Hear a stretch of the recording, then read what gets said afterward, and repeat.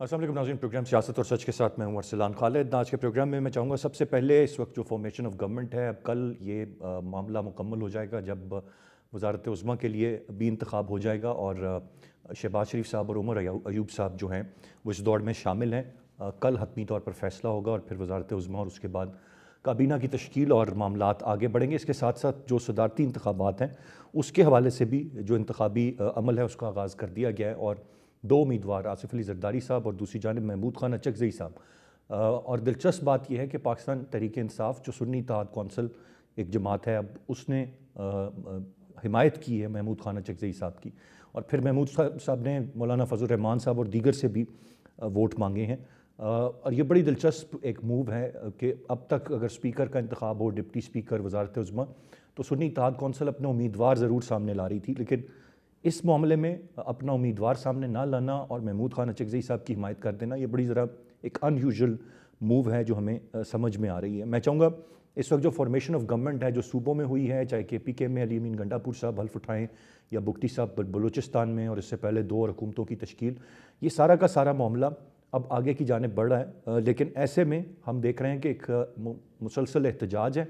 और अगर आज की भी सिर्फ मैं बात करूँ, जो डिप्टी स्पीकर के उम्मीदवार थे सुन्नी इत्तेहाद कौंसिल के, उनका जो कौमी असम्बली में आज स्पीच है वो बड़ी वाज़ेह है कि हमने किसी सूरत ना इस असम्बली में कानून साजी करनी है ना होने देनी है।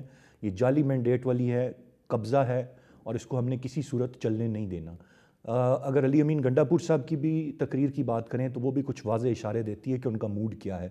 और फिर आज पाकिस्तान तहरीक इंसाफ की जमात ने मुल्क गिर एहतजाज की कॉल दी हुई थी। हमने लाहौर में देखा कुछ गिरफ्तारियाँ भी हुई और बहुत सारी जगहों पर शायद लोग नहीं निकले कहीं बारिश की वजह से, लेकिन ये एहतजाज की कॉल बहरहाल इस वक्त पाकिस्तान तहरीक इंसाफ की जानिब से थी, जो ये वाज़ेह पैगाम दे रही है कि वो इस मामले को, इस जाली मैंडेट की हुकूमतों को किसी सूरत चलने नहीं देंगे, आगे नहीं बढ़ने देंगे। और फिर पहाड़ जैसे चैलेंजेस हैं जिनका इस मुल्क को सामना है, और उसमें अगर मुसलसल एहतजाज रहेगा, असम्बली को नहीं चलने दिया जाएगा, कानून साजी नहीं होगी, तो फिर किस तरीके से इन मसाइल से निपटा जाएगा, ये एक बड़ा और अहम सवाल है। मैं चाहूँगा पूरे के पूरे सियासी मंजरनामे और इस सिचुएशन पर तफसील से आज के प्रोग्राम में हम बात करें। गेस्ट पार्टिसिपेंट्स का तारुफ कराता चलूँ। प्रोग्राम में हमें ज्वाइन कर रहे हैं मुजाहिद बरेलवी साहब, सीनियर जर्नलिस्ट और एनालिस्ट हैं। PJ मीर साहब भी सीनियर जर्नलिस्ट एनालिस्ट हैं, हमारे साथ प्रोग्राम में मौजूद हैं। कामरान खान साहब और नसीम सदीकी साहब भी सीनियर जर्नलिस्ट और एनालिस्ट हैं, हमें प्रोग्राम में ज्वाइन कर रहे हैं। बरेलवी साहब से मैं गुफ्तगू का आगाज़ करूँगा। बरेलवी साहब, किस तरह देखते हैं आप इस वक्त इस मूव को, ख़ास तौर पर कि सुन्नी इत्तेहाद कौंसिल महमूद खान अचकज़ई साहब की हिमायत कर रही है सदर पाकिस्तान के मनसब के लिए? देखिए, एक तो अच्छी बात यह है कि तहरीक इंसाफ ने, क्योंकि उनका एक ग्रुप चाहता था कि पूरे प्रोसेस से बाइकाट कर दे, उन्होंने नहीं करा और इस प्रोसेस का वो हिस्सा बने। और कौमी असम्बली में कुछ 100 के करीब, KP में उनका अपना आया, और बलूचिस्तान में तो आपको पता है जिस तरह की गवर्नमेंट होती है। लेकिन मजबूरी तौर पर मैं ये समझता हूँ, मैं पॉजिटिव देखता हूँ कि पॉजिटिव देखता हूँ कि इसमें और आपने देखा भारी भरकम अपोजिशन। एक तो बात ये है, दूसरे देखिए, आप और आप आम आदमी को जानता है कि ये पूरा एक प्लान जो है इलेक्शन था, इसमें ये पहले से सब कुछ तय था कि मियां नवाज शरीफ प्राइम मिनिस्टर नहीं बनेंगे, किस तरह जरदारी साहब को लाया जाएगा, किस तरह बिलावल साहब को पीछे डाला जाएगा, किस तरह मरियम बीबी को लाया जाएगा। तो ये कोई एक आम आदमी भी समझता है। ये जो मैं सीधी सारी बात करने चाहता कि हाँ, इसमें सिर्फ एक जो थी, वो जो गेम प्लानर थे जिन्हें आप कह लें, या जो मंजरनामा बना रहे थे, उनके इल्म में ये नहीं था कि इतनी बड़ी तादाद में लोग जो है बल्ले के बगैर पानी तहरीक के जेल में होने के बावजूद वोट डालने जाएंगे। वरना पाकिस्तानी सियासत में अगर पार्टी का कायद मौजूद ना हो और निशान ना हो तो इतना वोट नहीं पड़ते। तो यही जो इतना बड़ा वोट है, वो मुस्तकबिल में जो बैठी हुई जो इस वक्त बैठी है, और ये जो मुस्तकबिल में बनने वाली हुकूमत के लिए खतरनाक है। अब लोगों को ना IMF से दिलचस्पी है, ना अब जरदारी और शरीफों को दिलचस्पी है कि ये एक बार नहीं 4-4 बार आ चुके हैं, तो वो के इलेक्शन हो गया। और मैंने इसका ये भी पॉजिटिव पॉइंट बताया कि एक सूबे में वो तहरीक जिसके सैकड़ों कारकुन जेलों में हैं, कोटे भुगत रहे हैं, वो जो है वो कौमी असेंबली में भी होंगे, प्रोविंशियल असेंबली में भी होंगे, और सबसे बढ़कर ये कि उनकी हुकूमत होगी। और उससे भी ज्यादा अहम बात ये, कोई बाहर बैठे हुए लोग जो IMF समेत, वो इतने सॉरी टू से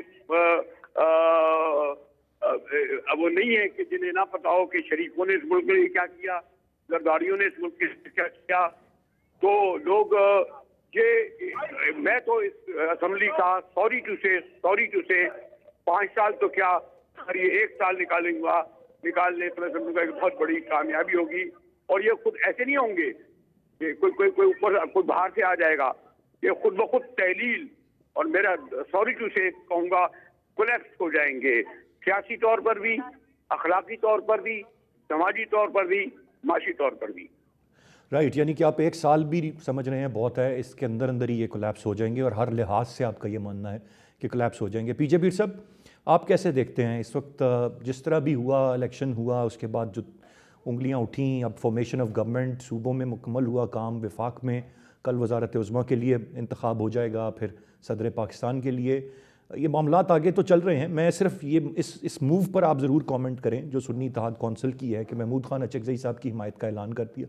अगर वो स्पीकर, डिप्टी स्पीकर, वजारत उज़्मा सबके लिए अपने उम्मीदवार ला रहे हैं, तो वो अपना उम्मीदवार ला सकते थे, ये जानते हुए भी कि उन्होंने नहीं जीतना ये इंतखाब। लेकिन ये कैसी मूव है और इसके पीछे क्या लॉजिक आप देखते हैं कि उन्होंने महमूद खान अचकज़ई साहब की हिमायत का ऐलान कर दिया? देखिए, वो अपने अलाइंसेस तकड़े करेंगे, बिल्कुल सही कहा है। ये भी किसी को अगर रखते थे उसने नहीं जीतना था, ये लेके आएंगे, कम से कम इनके पास एक अलायंस पार्टनर एक और आ जाएगा कि उसने आपका साथ दिया है। लेकिन ये जो भी बरेलवी साहब ने बात की है ना, ये बड़े जनरस आदमी हैं, 1 साल दे रहे हैं, मैं इनको 6 महीने देता हूँ। ये 6 महीने तक नहीं चलेगा, क्योंकि आपने जो रिकवरी है, आपकी रिकवरी के लिए क्या आपके पास ऐसे सॉल्यूशंस हैं। आज तो हम यही सुन रहे हैं ना, हर टेलीविज़न प्रोग्राम पे, कौन प्रेसिडेंट बनेगा, कौन प्राइम मिनिस्टर बनेगा, कौन चीफ मिनिस्टर बनेगा, कौन क्या बनेगा, हम यही सुन रहे हैं। सॉल्यूशन कोई नहीं दे रहा, कोई सॉल्यूशन नहीं दे रहा कि आइंदा पेट्रोल की कीमतों पे आप क्या कंट्रोल करोगे, आटा, चीनी, रोटी, इस पे क्या करोगे, एम्प्लॉयमेंट, एजुकेशन, इस पे कोई बात हो रही है? ये तो एक घर की बात हो रही है। हाँ जी, इसको प्रेसिडेंट बनाए, नहीं आप मेरे साथ आ जाएं, आप उधर चले जाएं, ये आप सियासत कर रहे हैं इस वक्त पाकिस्तान के अंदर। तो इस लिहाज से मुझे तो चाहिए सोल्यूशन, मुझे परवाह नहीं है जो मर्जी आए, मुझे चाहिए कि इस वक्त जो आपका जो लोअर मिडिल क्लास है वो बिल्कुल लो हो गया, पुअर क्लास आपकी बिल्कुल पुअर है। आप जाके बाजार में आप कुछ ले नहीं सकते, गरीब आदमी नहीं ले सकता, खुदा की कसम नहीं ले सकता।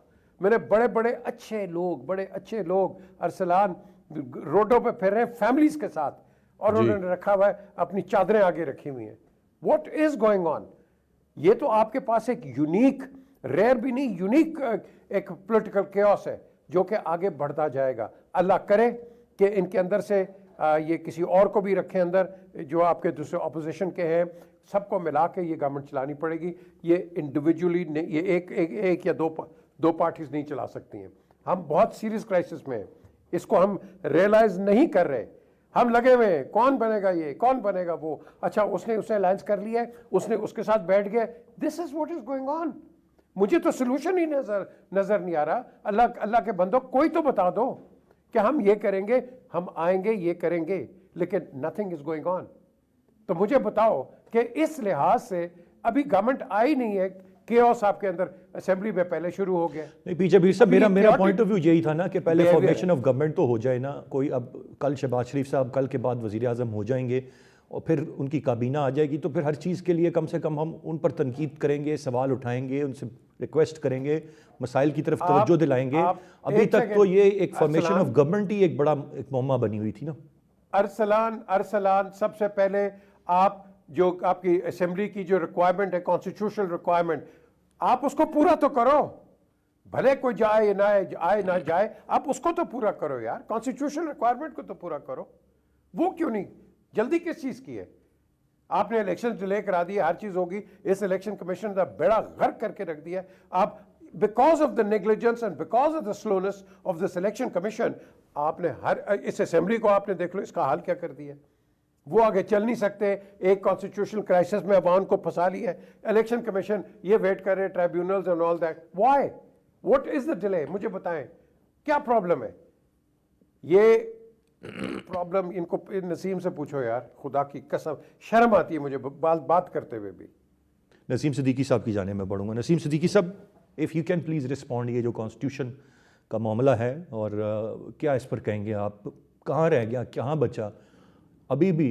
जो मखसूस नशिस्तों की बात अगर हम करते हैं, जो सुन्नी इत्तेहाद कौंसिल को मिलनी है नहीं मिलनी है, फिर कुछ उनकी ख़वातीन इलेक्टेड MNAs हैं, कल तक की इतलात के मुताबिक वो आलिया हमज़ा साहबा हैं, हल्फ नहीं उठाया हुआ, उनके लोग ये कहते रहे कि जी ये किस तरह हो रहा है, लेकिन ये हैं कि आगे चले जा रहे हैं। बड़ा अच्छा सवाल आपने किया है।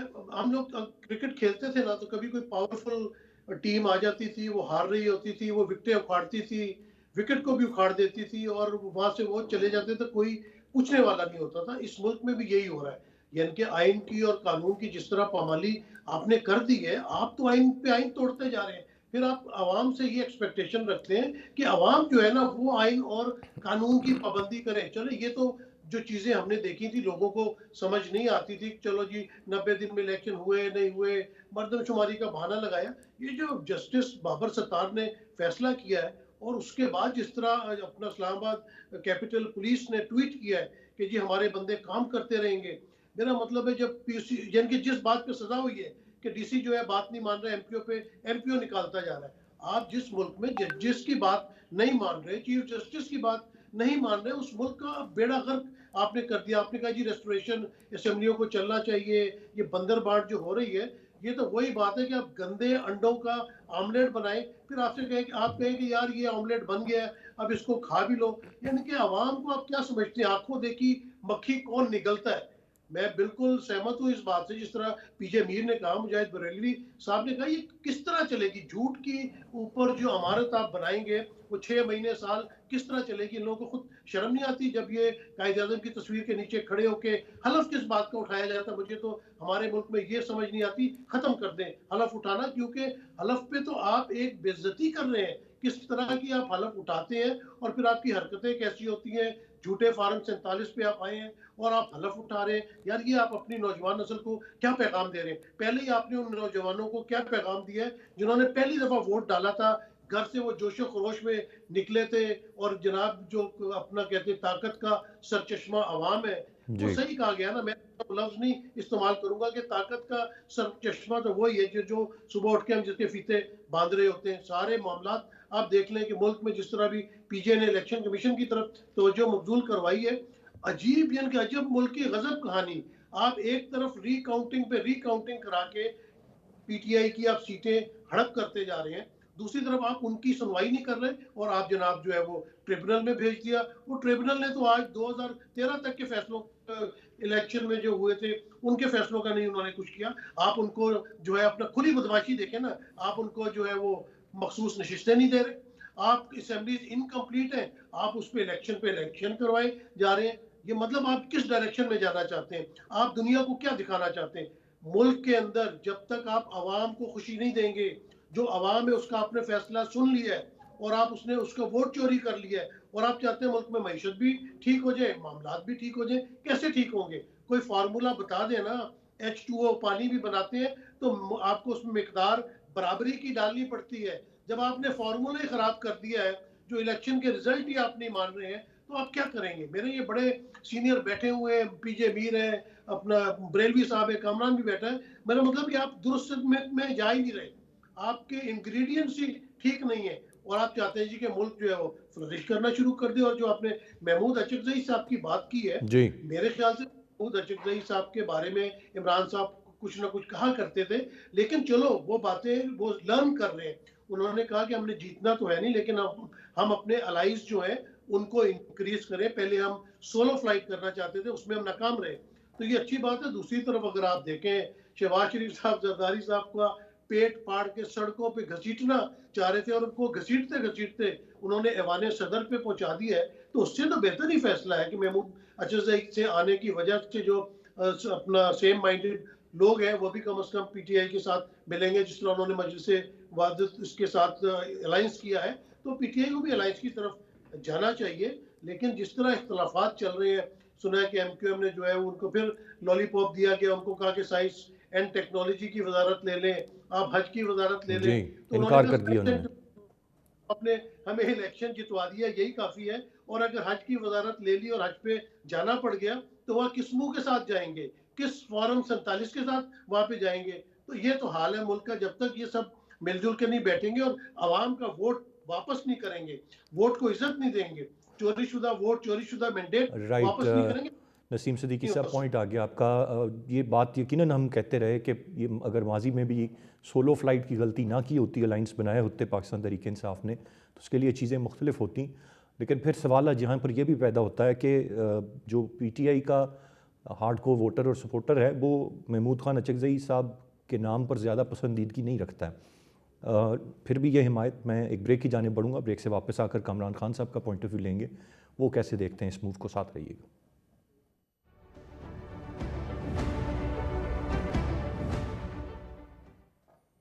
जी, वेलकम बैक। कामरान खान साहब, आपसे जानना चाहूँगा सर, जो हम बात कर रहे थे ब्रेक पे जाने से पहले, इस वक्त जो ये पूरी की पूरी इक्वेशन बन रही है, कैसे देखते हैं आप इस वक्त की जो मूव है, जिसको बानी PTI की हिमायत हासिल है, क्या क्या लॉजिक है? ये इत्तेफाक करेंगे आप जिस तरह से PJ मीर साहब ने कहा या बाकी हमारे पैनलिस्ट ने कि मुख्तलिफ अलाइंसेस की तरफ जाना चाह रहे हैं, साथ ढूंढना चाह रहे हैं, इसलिए ये मूव है, या इसके पीछे कोई और लॉजिक है? कैसे देखते हैं आप इसे? देखिए, एक तो असलाम साहब, आपने जो अब वो कहा ना कि ये क्या वजह है कि वो उनको पता है कि अपने कैंडिडेट्स हार भी जाएंगे और उसके बावजूद वो इस प्रोसेस का हिस्सा बन रहे हैं।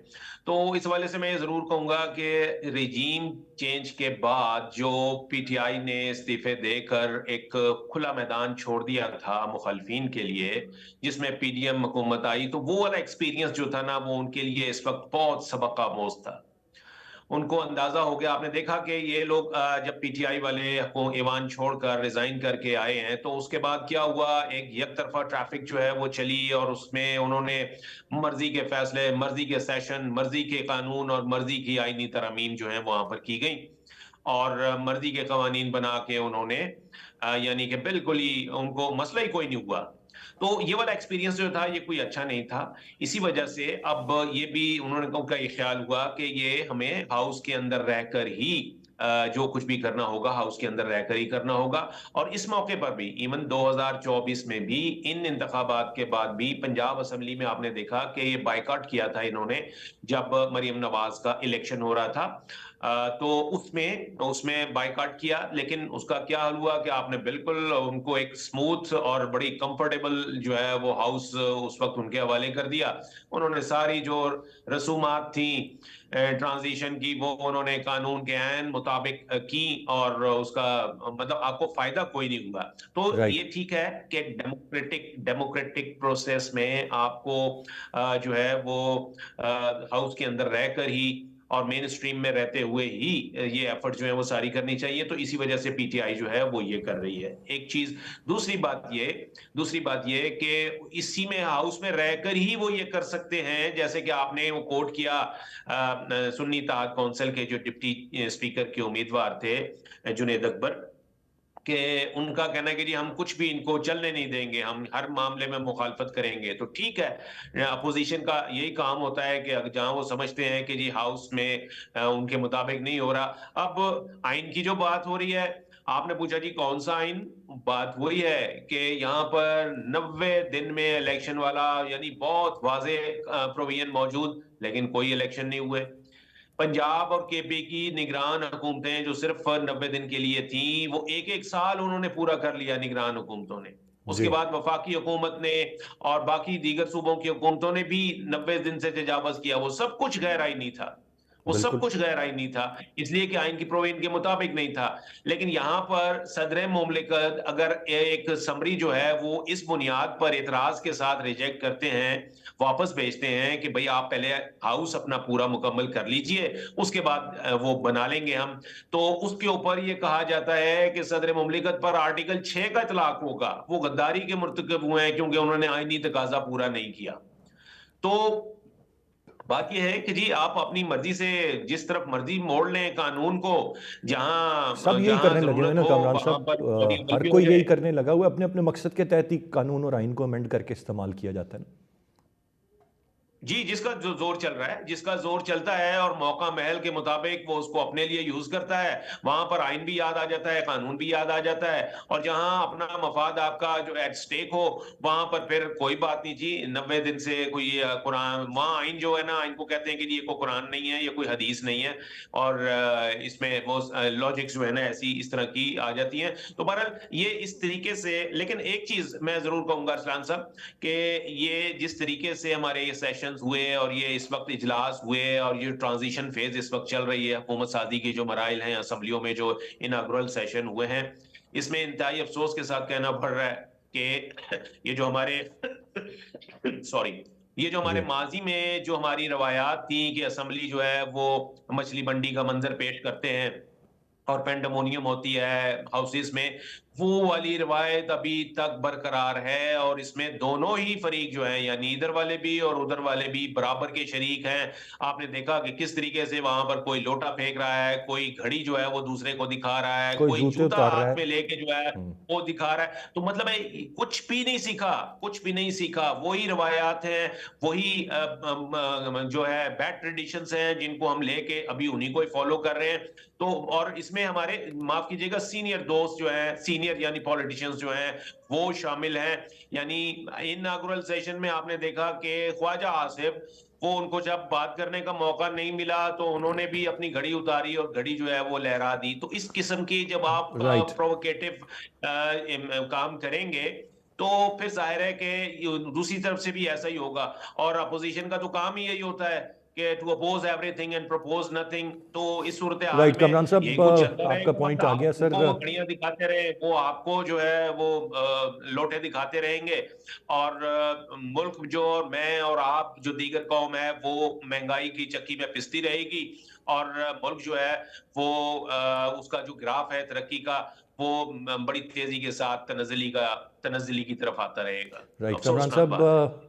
आपका पॉइंट आ गया sir. You have to leave. मैं आपका शुक्रिया भी अदा करना चाहूँगा। बाकी तीनों मौजूद मेहमान साथ रहेंगे। मुजाहिद बरेलवी साहब की जाने में बढ़ूंगा। बरेलवी साहब, आज पाकिस्तान तहरीक इंसाफ की मुल्क भर में एहतजाज की कॉल थी। एक तो जो आपने अपनी गुफ्तगू में पहले भी कहा, हमने देखा कि बड़ी तादाद में लोगों ने वोट किया।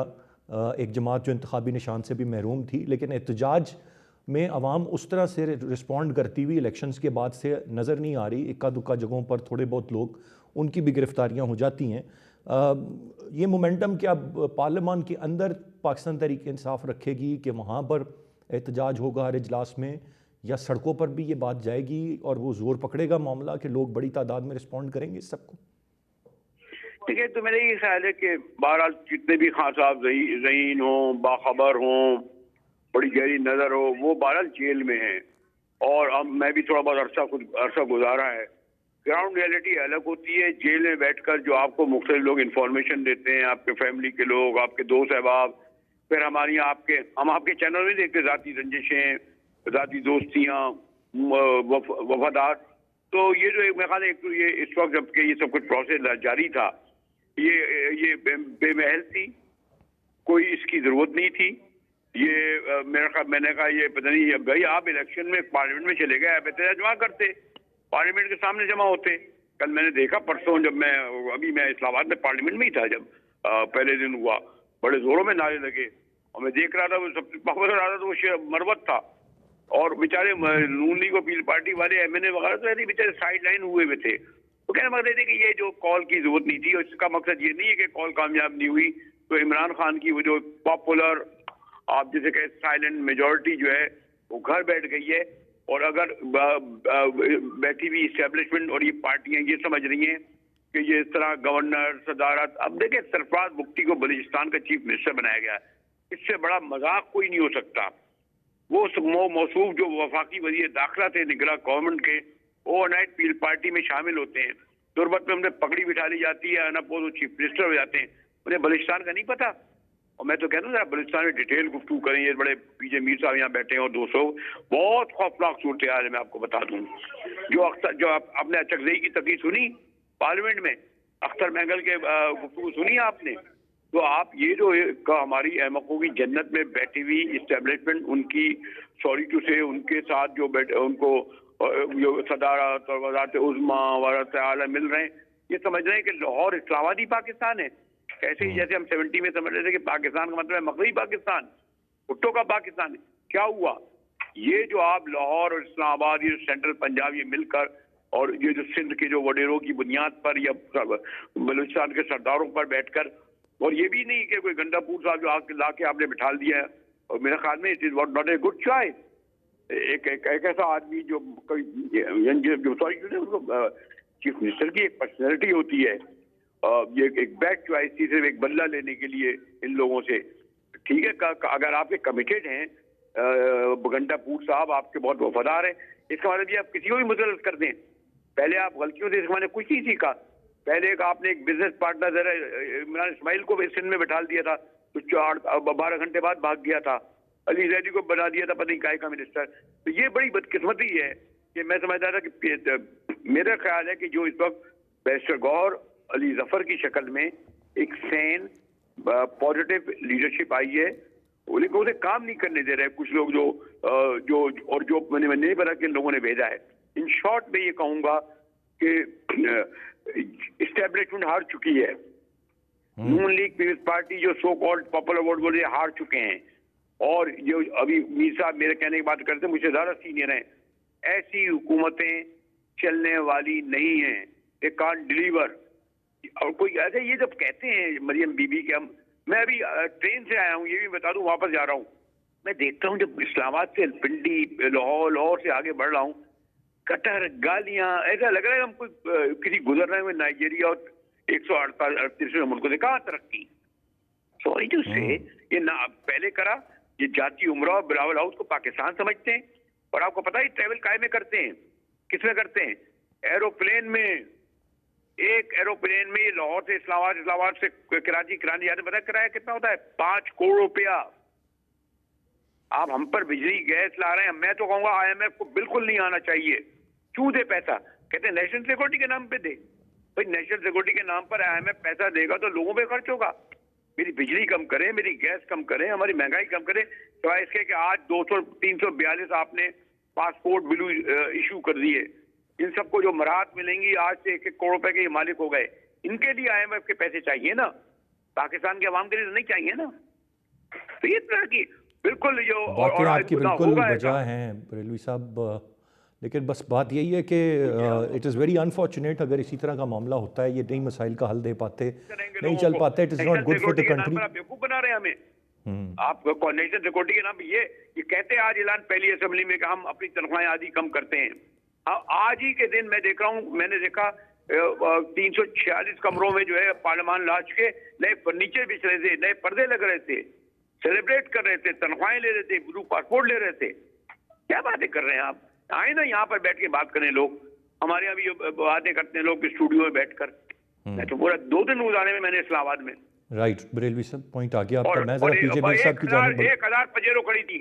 22 करोड़ भूखे आवाम की जो यहाँ 40% से कम गोल रहते हैं, 1000 पजेरो गाड़ियां खड़ी थी 2-2, 5-5 करोड़ की। क्या बातें कर रहे हैं आप? दुरुस्त फरमा रहे हैं आप, ऐसा ही है।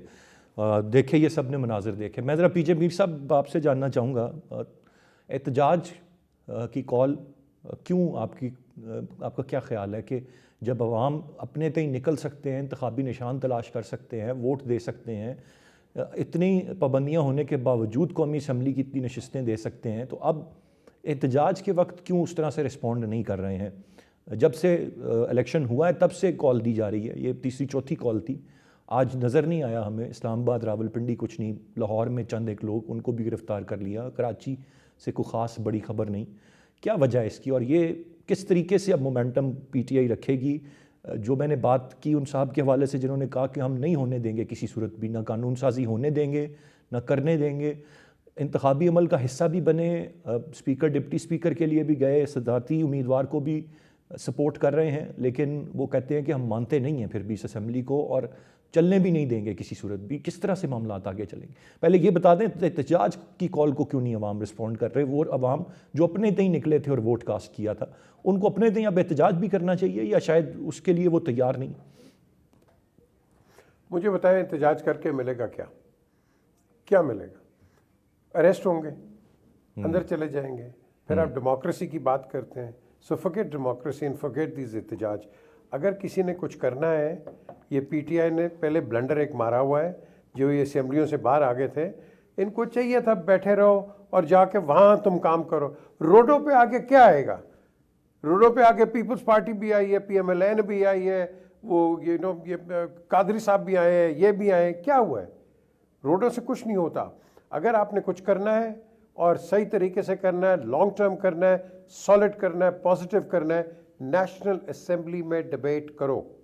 नेशनल असेंबली के अंदर जिसके लिए आप मुंतखब नुमाइंदे हो, तो आप जिसके लिए इलेक्ट होके आए हो 70-80 हज़ार वोट लेके जो भी हो, तो वो क्या 70,000 लोग रोड पे लेके आएगा? और भाई आप आगे हो ना, आप रिप्रेजेंट करो इनको। ये क्या बात है? आप वोट भी लेके आ गए हो, उनका वोट आप जाया यहाँ कर रहे हो, उनको वापस तुम रोड पे लेके आ रहे हो। भाई जाओ, whether it is Noon, peoples party और anybody, they have got to go in the assembly and fight and plead their case.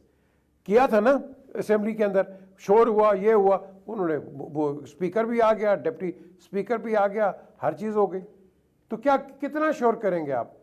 आप अब हिस्सा बन गए हैं, आपने अपना नॉमिनेशन भी दिया, आप लोग अंदर आ रहे हैं, आप पार्लियामेंट में हैं। So why do you want to go out on the roads? Please tell me. आपने दो एंगल्स देखने हैं। एक, क्या आपकी ये जो आवाम है, भूखी नंगी आवाम, क्या ये अफोर्ड कर सकती है रोड पे आने पे? नहीं आ सकती। ये कोई फॉलोअर किसी पार्टी का नहीं आ सकता। ये सब बेचारे मजबूर हैं, ये नहीं आ सकते। एक वक्त था, लेकिन वो वक्त खत्म हो गया है। एक वक्त आप सस्टेन कर सकते थे इंडिविजुअली एक दिन। अब आपकी दिहाड़ी जो है क्या इधर रोड पे लगेगी? एक दिहाड़ी, दो दिहाड़ी, घर पे चूल्हा कौन जलाएगा? सो द थिंग इज कि आप इनको पैसे भी लेके आओगे। बाय द वे, वो मीनार पाकिस्तान का मैंने कई लोगों से कि जी हमें बुलाया था तो हमें पैसे तक नहीं दिए। यार व्हाट अ शेम। आपको क्यों देने पड़े पैसे? नहीं दो पैसे।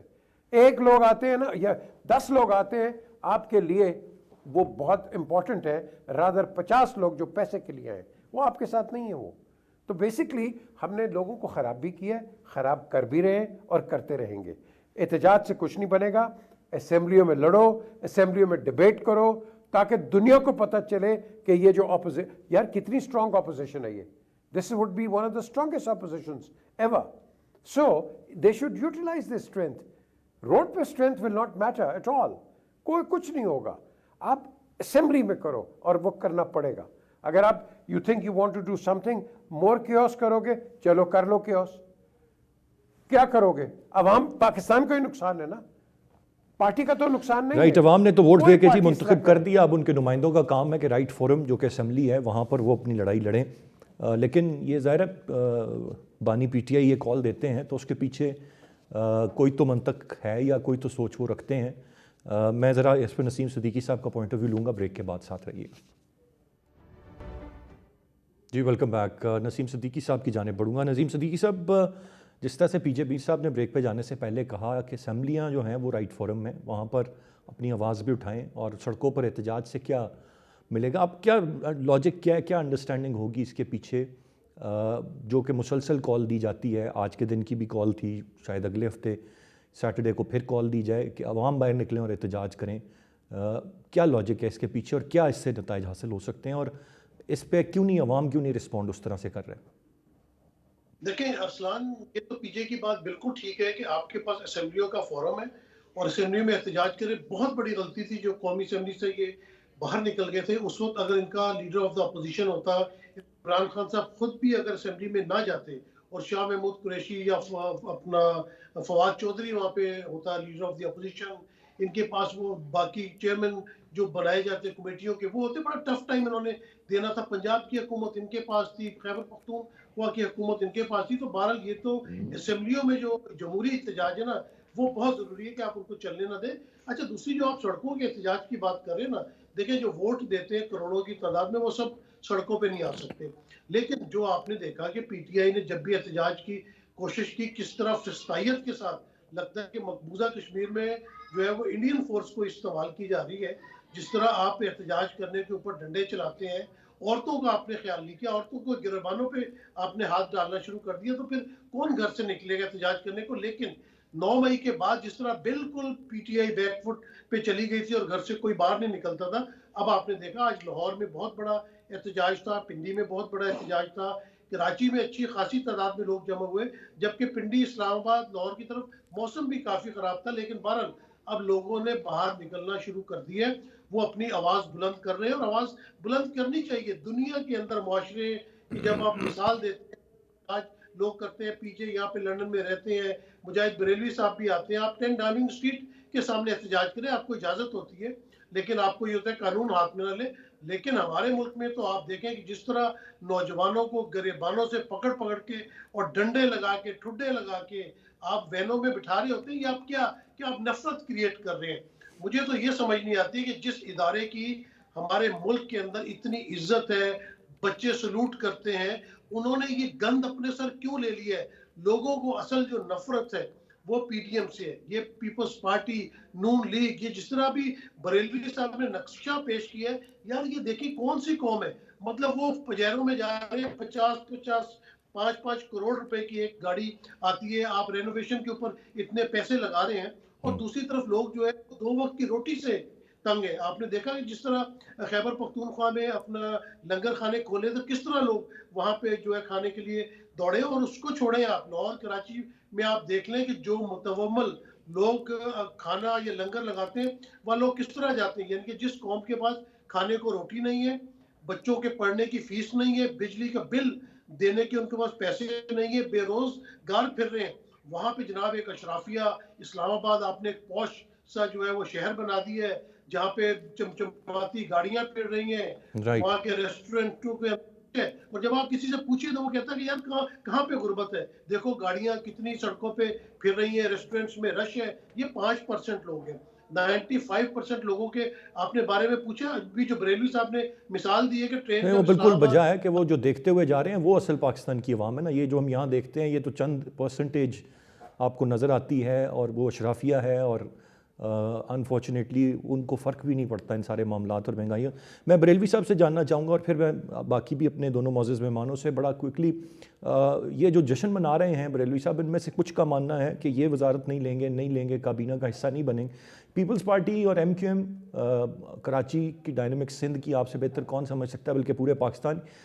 कितने अरसे में आपको लगता है कि पीपल्स पार्टी भी इस कैबिनेट का हिस्सा हो जाएगी, और MQM तो खैर होना चाहती है, मर्जी की वजारतें नहीं मिल रही सिर्फ। देखिए, तो जब मैंने 1 साल कहा तो मेरे बहुत ही, आपको पता नहीं मेरे पीजे मीर साहब से कब से ताल्लुकात हैं और कितना हम लोगों ने साथ सफर किया है बड़े बड़े हुक्मरानों के साथ, और उनके साथ किस तरीके से हम लोगों की वो है। तो एक कहा था, आप लोग तो शायद मौका ना मिला हो, तो हम लोग पावर कॉरिडोर का हिस्सा रहे हैं, और हमें पता है कि इनमें ये लोग कितने कमजोर होते हैं और किस तरीके से वो होते हैं। तो ये जो अभी बताया, इन्होंने जो एक मसनूई सा एक रियासती ढांचा बनाने की कोशिश की है, ये इनको अंदर से भी पता है ये नहीं चलेगा। मैं हम लोगों ऐसे थोड़ी सी हम लोगों नहीं है।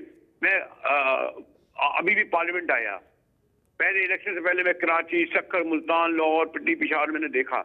क्या ये इन लोगों ने ये जो जिनको जो कर रहे हैं, इन्होंने जिन लोगों को बिठाया है, इन्हें नहीं पता? हमसे ज्यादा पता है।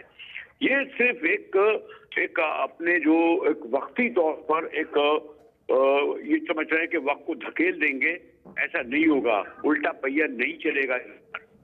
और ये मैं सिर्फ ये चाहता हूँ, खुदा ना करे कि वो ना हो जो और मुल्कों में होता रहा है। यानी इनको जिस तरीके से मुशर्रफ ने मेरे पीजी मीर साहब से बड़े अच्छे, हम लोग साथ मुशर्रफ साहब के काफी वो थे, उन्होंने अच्छे तरीके से वो कर दिया। अगर मुशर्रफ रेजिस्ट करते ना, खुदा ना करे, तो बड़े खौफनाक सूरत थे। उन्होंने बड़े अच्छी तरीके से जो भी मैनेज कर लिया। मुझे लगता है कि मौजूदा एस्टेब्लिश मैनेज करने की तैयार नहीं। वो जरदारियों और शरीफों के कंधों पर बंदूक रखकर एक जंग लड़ना चाहती है उन लोगों के खिलाफ जिनको पाकिस्तान के अवाम ने 80% वोट दिए थे। और ये एक बहुत ही खौफनाक एडवाइस है जो कोई उनको दे रहा है या वो खुद कर रहे हैं। राइट। इसका नतीजा आम हालात में नहीं निकलेगा, जो कि माजी में होता रहा वो नहीं, उससे बढ़कर होगा। आप पूछ रहे हैं इस लाइन में पीजे मीर से मैं कह रहा हूँ। बिल्कुल सही बरेलवी साहब, आपका पॉइंट आ गया। पीजे मीर साहब, वजारतों के मामले में क्या आप समझते हैं, पीपल्स पार्टी, बहुत से लोगों का मानना है कि it's a matter of time, matter of days, बनेंगे वो काबीना का हिस्सा, वजारतें भी लेंगे, मर्जी की लेंगे। देखें, जो भी इस क्वैगमायर में अंदर आएगा वो आइंदा इलेक्ट नहीं होगा, याद रखना। अच्छा, तो पीपल्स पार्टी एक सेफ खेल रही है, वो कह रही है हम क्यों मुद्दा अपने ऊपर लें। इन्होंने पीडीएम में लिया था, ये तो बिल्कुल सेफ खेले पीडीएम के अंदर, और विद रिजल्ट इनको वोट पड़ा। मार तो पीएमएलएन ने खाई है जो कि फ्रंट लाइन पे आ गए थे। तो देखो ना, यहाँ ये पॉलिटिकल गेम्समैनशिप को भी तो आप देखो कि कौन देखता है। भाई अगर हम पाकिस्तान का सारा सोच रहे हैं तो आ जाओ मैदान में, आ जाओ, सारे मिलके करते हैं। क्योंकि इस वक्त सब डरते हैं कि अगर आ गए हम और हमने डिलीवर ना किया, आगे वोट नहीं मिलेगा। आप जो मर्जी प्रॉमिस कर लो, वोट नहीं मिलेगा, बिल्कुल नहीं मिलेगा। आप पॉलिटिकल कैनवसिंग अभी देख लो। आज मुझे कमिश्नर ये लाहौर के दफ्तर से किसी ने मुझे बताया कि जी हमने एंटी इंक्रोचमेंट ड्राइव की है, लेकिन हमें कहा कि आपने एंटी इंक्रोचमेंट नहीं, रेडियाँ जहाँ खड़ी हैं उनको वही लगो, और अगर रेडियो की जगह फुटपाथ पे बनती है उनको मत छेड़ो। अब आप मुझे बताओ, are you going to run the country like this? Definitely Please tell me. Not. Sir वक्त महदूद है, जरा नसीम साहब का भी एक जुमला ले लेते हैं इस पर। नसीम साहब, what's your take on this? क्या नजर आ रहा है आपको आगे की इक्वेशन, वजारतों, काबीना? इशारा किया है उस मुल्क के अंदर क्या होगा। आपने लोगों को रोजगार प्रोवाइड करें, आप मैशत को बेहतरी की तरफ लेके जाए। पीपल्स पार्टी कभी भी इसका हिस्सा नहीं बनेगी। उसकी वजह यह है कि उन्होंने डाउनफॉल की तरफ जाना है। और जिस तरह पीजे ने कहा कि इनको अगली दफा इलेक्ट नहीं होंगे, भाई वो इस दफा भी इलेक्ट नहीं हुए, और उनको पता है कि ये फार्म 47 पे आए हुए हैं। वो तो अपने खुद आईने के सामने खड़े नहीं हो सकते, उनका जमीर उनको झंझोड़ रहा होगा। और एमक्यूएम की तो ये मिसाल है कि इनको 100 जूते भी खाने पड़ेंगे, 100 प्याज भी खाने पड़ेंगे। और ये कभी आपने देखा कि कभी अपोजिशन में नहीं बैठे। अगर इनको अपने वादे मनवाने हैं, अपने आवाम की खिदमत करनी है, तो इनको चाहिए कि ये कभी तो अपोजिशन में बैठे। और उनको पता है कि उनको जिस तरह मैंडेट मिला है, तो मेरा नहीं ख्याल कि अरसलान ये कंपनी ज्यादा चलेगी। और इसमें अभी आप देखेंगे कि हलफ उठाने के बाद ही जो है वो गड़बड़े शुरू हो जाएंगी। People's Party win win position में ऐसी है कि अगर आसिफ अली जरदारी सदर बन जाते हैं, जो कि नजर आ रहा है कि वो बन भी जाएंगे, तो वो एक ऐसा आईनी होता है कि वो 5 साल विराजमान रहेंगे। और उन्होंने कोई परफॉर्म भी नहीं करना होता कि अवाम उनसे पूछे कि आप क्या कर रहे हैं। तो एक आईनी ओहदे पे, एक सदर के ओहदे पे वो कायम रहेंगे। तो People's Party win win situation में, सिंध में उनकी हमेशा हुकूमत बनती है। बिलावल साहब वजीर आजम बनना चाह रहे हैं, तो वो इस तरह बस खेलते रहेंगे सियासत। लेकिन हालात जो है ना वो बेहतरी की तरफ जाते हुए आपको नज़र नहीं आ रहे। बहुत शुक्रिया अदा करना चाहूँगा मैं अपने तीनों मौजूद मेहमानों का। आज के प्रोग्राम से इतनी। अरसलान खालिद को इजाज़त दीजिए। अल्लाह ने